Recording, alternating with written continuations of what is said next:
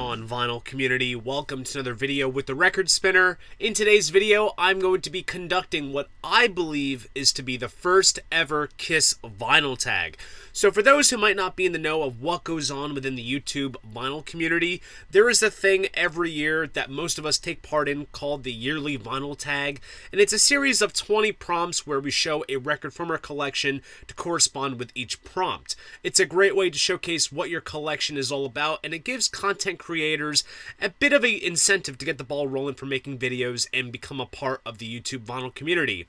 Now, I'm sure as all of you know, KISS is my favorite band, and they are by far one of the most collectible bands out there when it comes to vinyl, and it got me thinking that there hasn't been a KISS vinyl tag, so I figured I would go about creating 10 prompts and showcasing 10 records of the hottest band in the world. So enough of the chit chat, let's jump into what this video is all about. Number 1, the first step of the cure is a KISS. Show the first KISS record you ever received / bought. So for me, the first KISS album that I ever listened to back when I was 2 years old was Love Gun, and I had it on cassette. But in terms of vinyl, I remember back when I was 5, I was gifted my godfather's copy of Rock and Roll Over. Now, it is not this exact pressing that I'm holding. What this is right here is the 2014 reissue. But I remember that back when I first became a KISS fan, I would go over my godfather's house and he would put on his vinyl copy of Rock and Roll Over. And for some reason, he would always start it at side 2. And the first song on side 2 was Love 'Em and Leave 'Em. And that has become one of my favorite KISS songs just because it has that loose sort of connection with my childhood. And if you're a longtime viewer of my channel, you might recall seeing the video clip of myself unwrapping the pressing as a Christmas gift, which I'll include right here.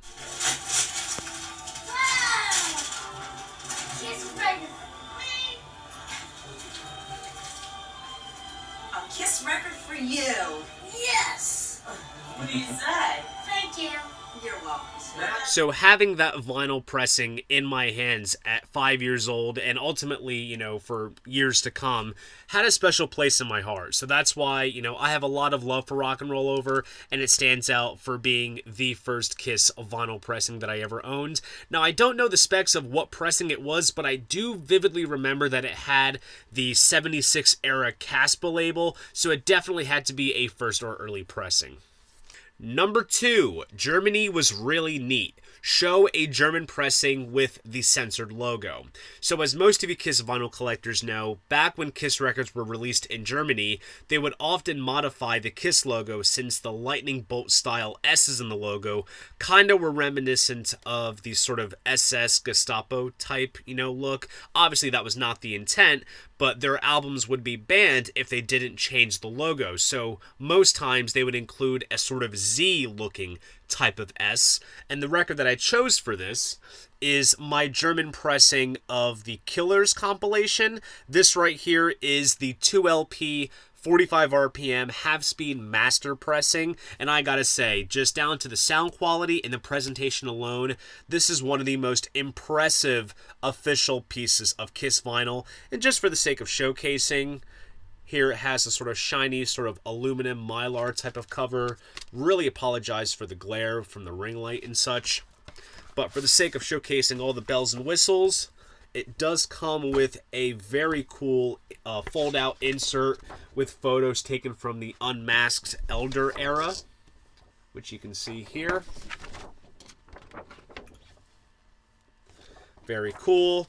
We also have a nice sort of shiny German KISS logo sticker. And the vinyl itself is pressed on heavyweight 180 gram vinyl, picture labels on one side, as well as a different rendering of the Casablanca Record and Filmworks label on the other. Number 3, you wanted the best, you got the best. Show a compilation / best of release. So for this one, I chose KISS World, the best of KISS. This is the most up-to-date compilation that is out of the band. This first came out back in Europe in 2017 to coincide with the tour of the same name, but it got a widespread release around, I want to say, 2019. This is not by any means a perfect compilation, but then again, I don't know if a perfect Kiss compilation does exist, but I will give this one props because it is, I would say, the most widest scoping compilation in terms of covering stuff that does appear on Sonic Boom and Monster. It could use a little bit of a resequencing and some tracks kind of swapped out and added in, but, you know, like most compilations, it does make for a fun, interesting listen. And just for the sake of showcasing, this is the Walmart exclusive pressing, and this comes on red vinyl with yellow splatter. Number 4, you gotta get all you can take. Show a bootleg. And if you are a longtime viewer of this channel, you know that I am a massive bootleg collector, especially when it comes to Kiss bootlegs. But for this one, I decided to opt for something that I've actually never showcased before here on the channel. So let this serve as a little sneak peek of what is to come with the next Kiss-themed bootleg haul that I'm going to be doing on the channel, and that's actually going to be one that's going to be centered around the 80s. This is a release that I got recently called Accept No Imitations. This is actually the opening night of the Asylum Tour from the T.H. Barton Coliseum in Little Rock, Arkansas on November 29th, 1985. It's an audience recording, sounds pretty decent to my ears, but what's cool about it is that given that it's opening night, they actually perform a lot of material off of Asylum that would not survive in the rest of the tour. Tracks such as King of the Mountain, Any Way You Slice It. They also do Under the Gun and a few others on here. This is an overall solid release, and I will showcase it here. So like I said, consider this a little sneak peek of what's to come since I haven't showcased this. But the color of the vinyl is actually quite impressive. This first LP comes on yellow vinyl with green splatter, and the second LP comes pressed on sort of yellow vinyl with sort of blue splatter. Number 5, She's Got the Magic Touch. Show a KISSONLINE exclusive pressing. So KISSONLINE, in most cases, when it comes to certain albums celebrating anniversaries, they will do a colored vinyl limited edition pressing that is sold only through KISSONLINE, and in most cases they tend to sell out quick. They tend to rack up immense value, but for this one I decided not to show just any sort of reissue or repressing that just comes pressed on colored vinyl. I am going to show a piece that was made only available through KISSONLINE, and that is the 3 LP deluxe version of Creatures of the Night. So this came out at the same time as the Super Deluxe box set that came out, as well as the remastered CD, deluxe CD, and the half-speed master vinyl.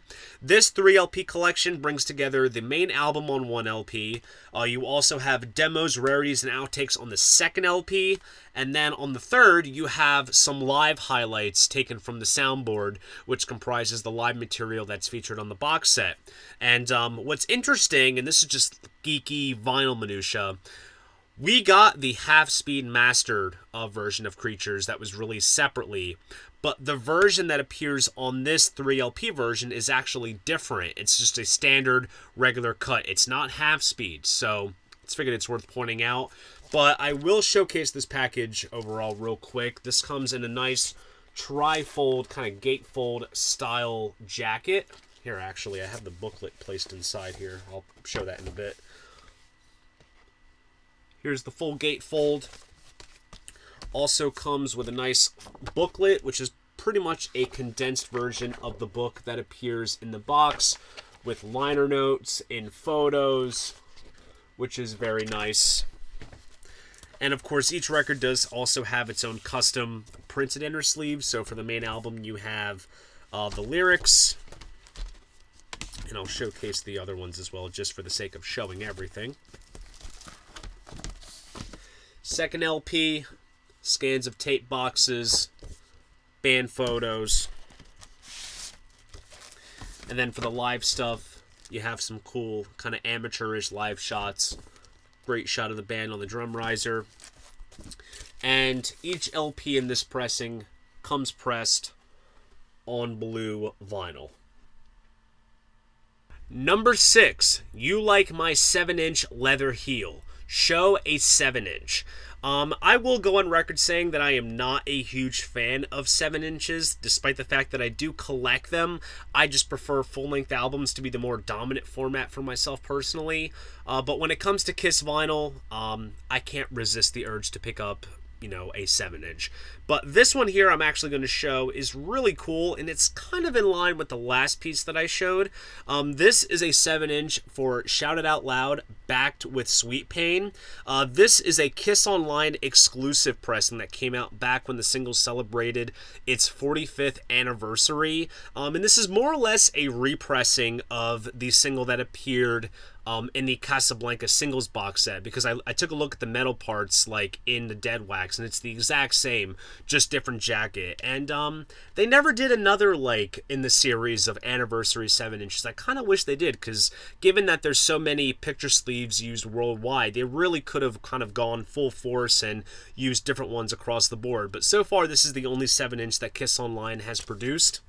But what's cool about this as well is that it comes pressed on sort of orange reddish flame colored vinyl. Number 7, you're such a jewel in the rough, you want to show me your stuff. Show your most valuable piece of Kiss vinyl. Now, I don't know if this is hard to count because it is not an official piece. This is indeed another bootleg, and it's actually in the form of a bootleg box set, which I did an unboxing of if you want to peel back and check it out. This is the Hotter Than Hell Tour 74-75 box set. This brings together every recording, and by every, I mean 3 recordings, from the Hotter Than Hell Tour. They're all soundboard recordings. They're pressed on picture disc vinyl. This box set comes with a booklet, replica memorabilia. This is such a beauty to behold, and there's a whole series of these sets, which are, if you're trying to do it now, it's going to be tough because this stuff is only available for such a kind of small time frame. But according to Discogs, the most that this box set has sold for is $575. And based on typing Kiss in my collection database on Discogs, this is the most expensive piece of Kiss vinyl that I have to date. Number 8, Gotta Get Away, Don't Wanna Stay. Show a solo album by a Kiss member that isn't from 1978. So for this one, I decided to pay some respects to a great, lovable Kiss member, and that is Eric Carr and his album Rockology. This is a collection of demos that Eric had worked on back in the 1980s. It got released on CD back in 2000, and this vinyl pressing was actually put out by a label called the Rockologists, which is run by a guy by the name of Tom Shannon, who has had an active hand in working with Universal on the Casablanca singles box set, as well as the Hysteria box set and all the vinyl reissues from 2014. He's also done other vinyl projects with Ace Frehley, Bruce Kulick. He reissued the first 2 Peter Criss solo albums after he had left Kiss, and this album is actually being reissued for Record Store Day, albeit in an expanded version with different artwork that looks like it's in line with the 78 solo albums with extra material, which I am stoked to have. That's going to sit nicely with this, but this pressing is actually kind of hard to come by. Last I checked on Discogs, this last sold for somewhere around $100 to $150, so there is a little bit of demand for it. But obviously the artwork on this version is exclusive to this vinyl pressing. Features a nice portrait of Eric there. The back cover has a live shot of him playing at his last Kiss show, which was at the Garden in New York during the Hot in the Shade tour. We also have a little print advertisement for merchandise. Actually, the artwork for the Record Store Day version of Rockology is of this painting, which was done by the same artist who did the 78 solo album covers, because apparently there was a contractual thing where if Eric was to do an album, that would be the cover. Little fun fact there. Here is the insert, which has some liner notes about the tracks. Nice photo collage here. And this comes pressed on orange marbled colored vinyl. Number 9, Just Call Me a 3-Time Loser. Show the most copies / variants you have of a Kiss album. Now here is the kind of mental part of KISS vinyl collecting when it comes to the justification of having more than one copy of a specific album. But aside from us being KISS vinyl collectors, we're vinyl collectors in general. We see the need to have multiples for any given reason, such as the ones that I'm going to show you with this specific album. So the album that I have the most copies of is Destroyer, and I have 5 copies on hand.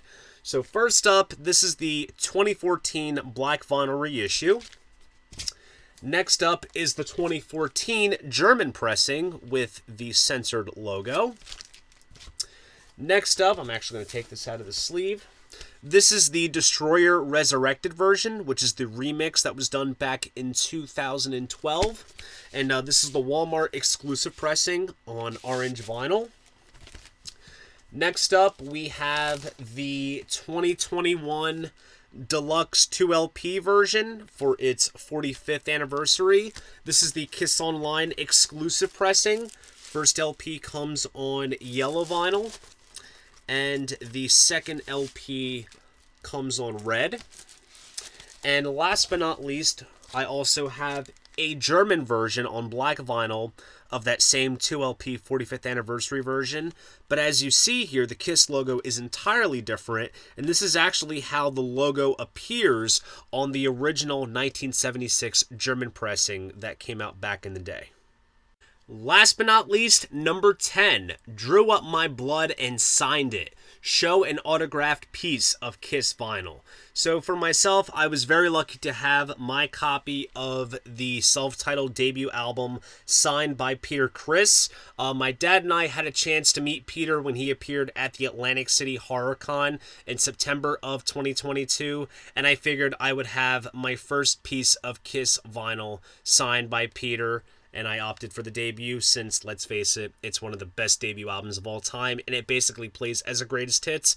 But also, it's suitable for signing because you have the black border all around the bottom, and obviously I opted to have Peter sign it in green because what better, color would he sign it in? But also, looking at this now, this is a grim reminder that I have 3 more signatures to hunt down.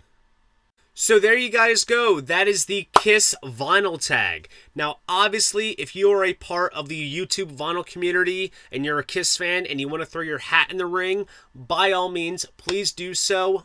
But this isn't just for the YouTube vinyl community. I am calling out to everybody in the KISS YouTube community. That means 3 sides of the coin, KISS FAQ, the Right Between the Eyes podcast, It's All For You Demon, Tales of the Kiss Geek, Almost Human, Kiss Army Things, and all the others that I forgot to mention. All you guys should really jump on this. Let's try to make this a thing. If you enjoy this video, please go ahead, give it a like, and subscribe to the channel. See you guys in the next video, and most importantly, keep the records spinning.